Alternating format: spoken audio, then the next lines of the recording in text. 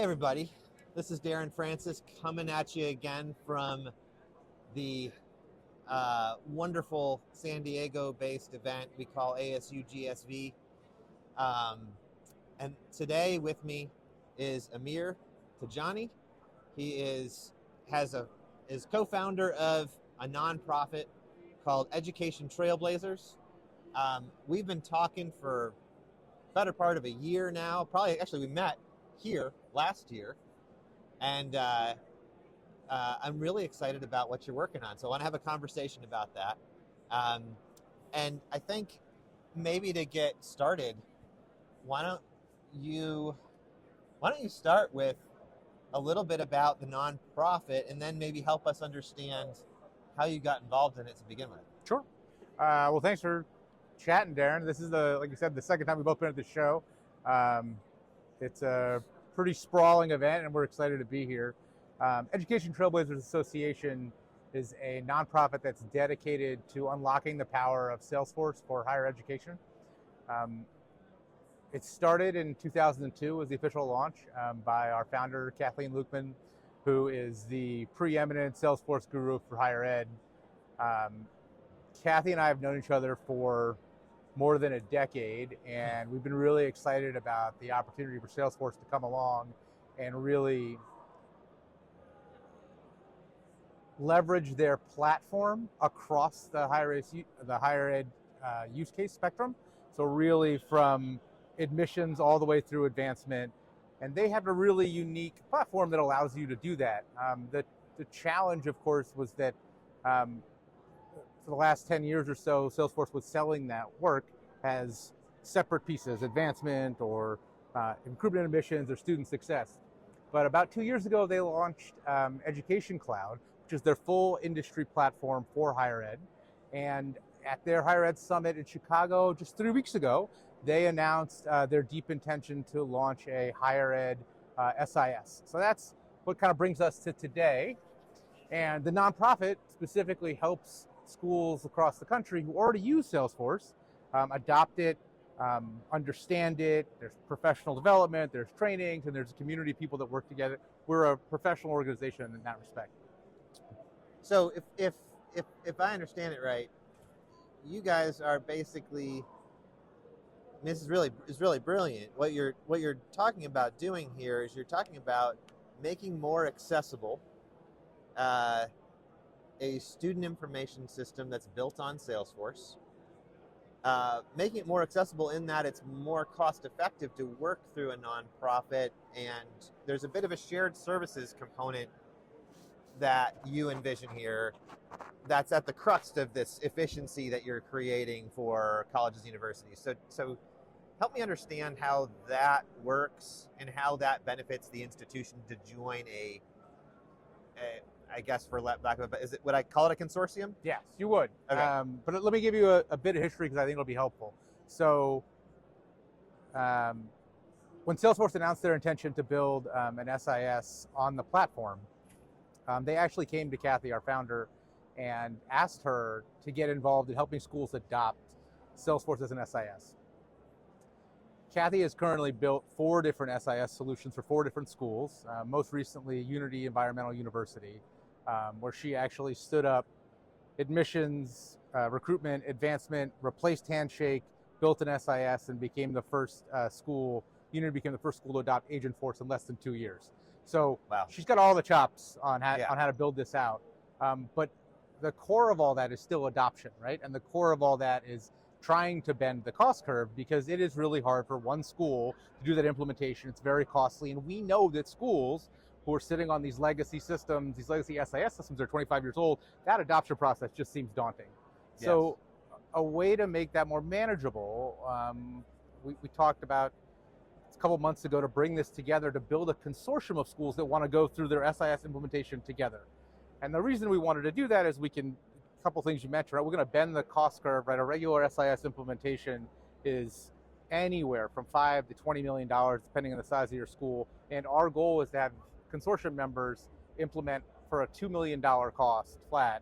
Wow. And that's complete replacement of your SIS solution, e-commerce platform, and the ability to grow and scale your institution. And that's based on the fact that we're bringing together more schools to do that at once, which means now you all share the same configuration, and you go through adoption and training together, which means the platform you have allows you to invest further in how Salesforce can help grow your school, but you have the framework to grow and scale and all the functionality that currently exists in your SIS, plus all the AI agentics that you actually want and backed by Salesforce, the 70,000 person company, which is really going to change where schools are. But it's new, and new things are hard for people. And part of our world is to say this has been happening in different use cases across higher ed. The first time you're on one platform, now every piece of the work you're doing has the potential to be connected in one data structure. It's really exciting. You could get lost in the weeds of all of the potential efficiencies that you can gain by facilitating this, right? Oh, yeah. Like, I mean, there's so many different routes you can go. If you're talking to a college president today, what are the top 2 or 3 main reasons to have this, to not just join the consortium? You've made the case financially, but to have this sort of combined approach. What are some of the main things they ought to be looking at and saying, if I do this, I will then have these, like, I mean, what do you think the most popular or most relevant top things are that would be big new efficiencies from doing this? Okay, well, I'd say there are two different pieces. One is that, we're sitting here at the sort of mecca of ed tech and AI. Yeah. So Salesforce's investment in Agentforce and Agentics is going to change how higher ed works if they adopt this platform. Schools are already investing in this platform, and the difference is if they're using Education Cloud right now for admissions, Education Cloud for Admissions has all the functionality built in for across your life cycle. So if you already have that, but you're only using it at admissions, you have a tool, you just haven't unlocked the rest of it. Yeah, so, you've siloed it. So and you don't want to leave it there because they're actually offering you an AI efficiency and a path forward and a roadmap to do all that work, and then to basically hire AI agent employees. And that's all built on one platform, which can be housed all your data. So that in itself will transform how higher ed works. But it is an investment. So if I'm sitting in front of a president, I would say, like, that's one big piece. You have built-in native AI in your SIS as a foundational element. That is not what your legacy system currently provides. We're not sitting with that. There isn't I'm not going to name names, but whatever system you are on, it was built in and based off of something that was started 25 years ago. So starting from that place, the likelihood of their investment and where we're going next, and to meet the speed or comparability of what Salesforce is doing isn't something I think that. What about so there's the setup. I'm going back to cost efficiencies here, but like there's sort of the initial setup. You come in through the consortium, and whatever price point you do that at. You're saying, for example, $2 million. Yep. That's sort of like getting in, but then there's these downstream new efficiencies too, right? That are in terms of like managing the service. I think of managing an enterprise system like Salesforce, really unlocking its potential, requiring a really massive team, a large scale deployment that takes years. So break down for me how, in your mind, this works, like, because it's not just the 2 million versus say 5 million or 20 million that a school would pay. It's there. You see this as sort of a long-term cost-saving strategy while you're also building new capacity. Yeah, I think you're dead on. I think the point we're looking at here, the reason we think this will work is 2 key pieces. I'm not going to say of our approach because it should be everyone's approach, but our approach is locked in 2 pieces. One is an adoption framework. Right? Schools really need to, you're right, it's not easy. I think on the timeline, we've done a lot of stuff to bend the timeline. We're looking at 12 months to go live for a school. And I know that sounds crazy, but 12 months is actually what we believe we can do it in, and we have done it in the past. So whether or not a school is ready to move at that point, that's it. Like, the solution is ready, and you're ready to do the the migration is done, the integrations are done, everything's built, and we can get you ready in 12 months. That 12 months, though, is about understanding the architecture we call the innovation infrastructure, right? So that's how this is set up for us to be very successful and to scale. The reason it's $2 million is we haven't built every single bell and whistle you want, because it's about your bells and whistles. It's about what differentiates you. So we want schools to say, look, it's not the base, it's an insanely extensible functional SIS. Right. But we want you to then spend the money to go, now this is really where we're gonna lock in our differentiators. These are the ways that we create the functions and use the tool, use case, use other pieces of Salesforce to say, and the analytics piece to say, this is where we want to make our difference. We want to further invest here. Right. But your $2 million gets you everything you need way beyond parity of whatever system you're using today. All of that won't matter unless there's real adoption. So that's why we're a nonprofit. We're a nonprofit because we focus on individual members and institutional members, because individual members, the piece of this that's so cool is that now if everyone's sitting on the same framework and you turn, and I'm a registrar at school A who's in our consortium, and I turn to the registrar at school B, we have the same system. You can go look at that button, it's in the same place, it's all happening the same way, and you're working together on adopting it so your teams get better. And then our work on the consortium leadership piece is that every time we create new functionality or we write a report for one school, everybody gets to have that report, everybody gets that functionality. Right. So when we release the agent, we say, this is how you train your agent, this is how the template you're gonna go through, you answer these questions, here's your agent, you're gonna go deploy that. Right. Everybody gets that. So the cost savings there become, and the efficiency, and all of this has to happen, recognizing you're still doing your regular job, all that has to happen while you're working in your old system as we make this transition, but we have to build you capacity, because there's no point in giving someone a Ferrari and then saying, yeah, you don't have any time to use it or drive it around the block. Yeah. But we have to create the efficiencies, and that system does that both with the use of AI and the fact that you're not using, our whole point is to get rid of manual labor. It has to be a thing, and that has to be a focus of the solution, and it is. It's amazing. It's a great story.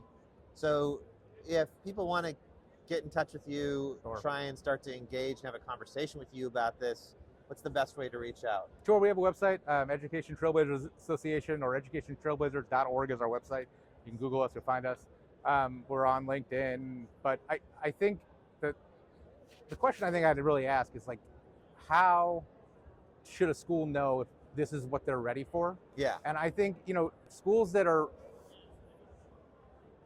already using Salesforce need to consider this, because it has the ability to really connect all your data in one lifecycle and put all your data on one platform. When that data is there and you have access to it, but between CRM analytics, between the native AI functionality of Salesforce, you unlock so many more. You unlock a better student experience, and you unlock a better employee experience, right? Like, it allows you to be transformative. The other thing is to evaluate whether or not you make these changes sooner or later.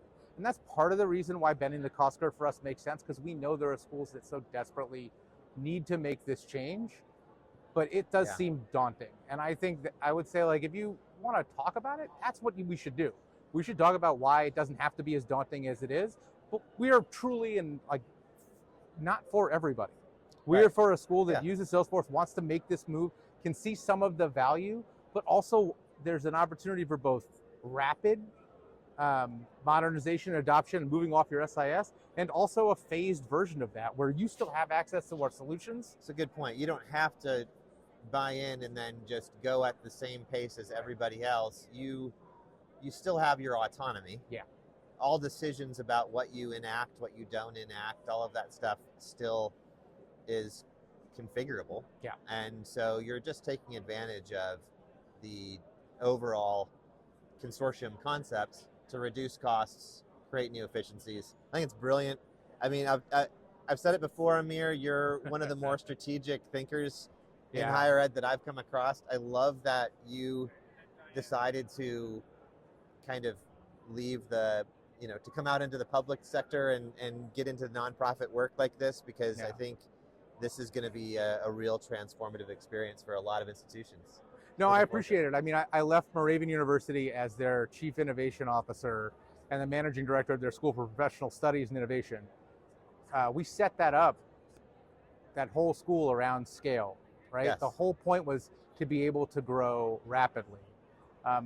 That was a really good experience, but the call for higher ed to think about a consortium and to think how to really leverage them for schools that we know are facing demographic cliffs, enrollment challenges generally, trying to adopt AI, all of these pieces, there is a value in working together that I think needs to be underscored, and it allows them to really be thoughtful about how they invest, but also that this is a sector that can actually work together and doesn't always need to be competitive. That doesn't mean that there aren't, that it isn't a competitive marketplace, only that there's so much ability to share resources and capacity that would make every school be able to further differentiate itself in the places that really matters to them versus having to spend all this time doing the same stuff on their own. Yeah. And I think if we can unlock that and unlock that way of thinking, whether you're thinking about engaging with OPMs, whether you're thinking about how you share technology, whether you're thinking about how you share access to library books, this consortium thinking allows you to bend that cost curve and change how you do your work. Awesome. Well, hey, look, thank you so much for doing this. I can tell we're going to see some really great things from you guys, and I look forward to seeing where it goes. I really appreciate the time. Thanks, Thanks, Darren. man.